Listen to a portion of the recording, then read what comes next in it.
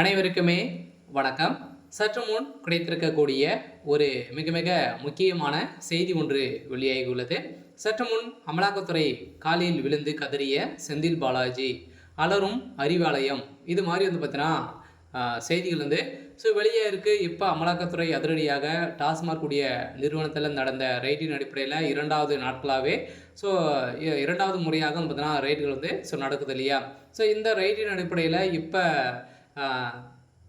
டாஸ்மாக் உடைய நிறுவனத்தில் அதிகாரியாக இருந்த மேல் இயக்குநராக இருந்த விசாகனுடைய வீட்டில் தொடர்ந்து 2 நாட்களாகவே ரைடு நடந்தது. இந்த ரைடின் அடிப்படையில் எக்கச்சக்கமான பணங்கள் பார்த்தீங்கன்னா சிக்கியது. அதே மாதிரி நிறைய ஆதாரங்களும் சிக்கியது அப்படின்ற மாதிரி அமலாக்கத்துறை இப்போ வெளியிட்டிருக்கக்கூடிய செய்தியின் அடிப்படையில் இப்போ அதிரடியாக இதில் சிக்கிய உதயநிதியுடைய விசாகன் அவர்களும் அதே மாதிரி விசாகனுடைய நண்பர் உதயநிதி ஸ்டாலின் அவர்கள் வசமாக சிக்கியிருந்தாலுமே இப்போ ரதீஷ் அவர்களும் அதே மாதிரி பார்த்தீங்கன்னா செந்தில் பாலாஜி அவர்களும் இருவருமே இப்போ அதிரடியாக தலைமறைவாக இருக்கக்கூடிய நிலை இருக்குது. இந்த நிலையில் தான் பரபரப்பை ஏற்படுத்தியிருக்கு. சொல்ல பார்த்தீங்கன்னா இப்போ அதிரடியாக உதயநிதி ஸ்டாலின் அவர்களுக்கு கெச்சு போடும் அமலாக்கத்துறை இப்போ ரதீஷ் அவர்களை யார் அந்த தம்பி அப்படின்ற மாதிரி கேள்வி எழுப்பிக்கக்கூடிய நிலையில் தான் இப்போ உதயநிதியுடைய நண்பர் அப்படின்ற மாதிரி இப்போ வெளியே இருக்குது.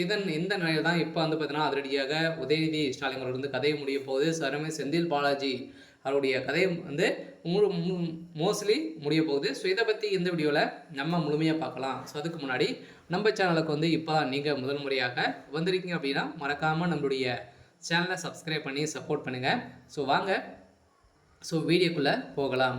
பார்த்தீங்கன்னா அமலாக்கத்துறை அதிரடியாக 2வது முறையாக பார்த்தீங்கன்னா டாஸ்மாக் உடைய நிறுவனத்தில் நடந்த ரைடின் அடிப்படையில் இப்போ 2வது முறையாக நடக்குது இல்லையா. இந்த ரைடின் அடிப்படையில் இப்போ அதிரடியாக செந்தில் பாலாஜி அவர்கள் மீண்டும் வசமாக சிக்கியிருக்கா இல்லையா. இந்த இடி ரைடின் அடிப்படையில் பயந்து பார்த்தீங்கன்னா கீழ் மாடியில் நீங்களும் மேல் மாடியில் உதயநிதி ஸ்டாலினும் இருந்த நிலை உருவாகியிருக்கு.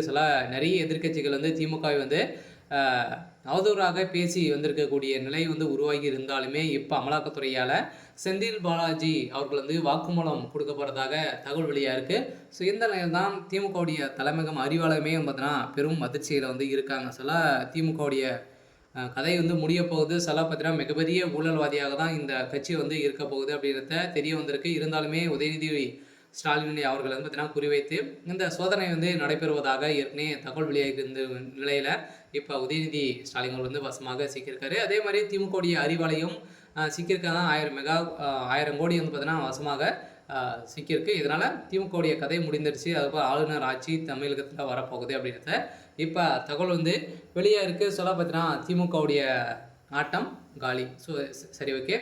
இன்னைக்கான அப்டேட் இதுதான். மறக்காமல் நம்முடைய சேனலை சப்ஸ்கிரைப் பண்ணி சப்போர்ட் பண்ணுங்கள். தேங்க்யூ.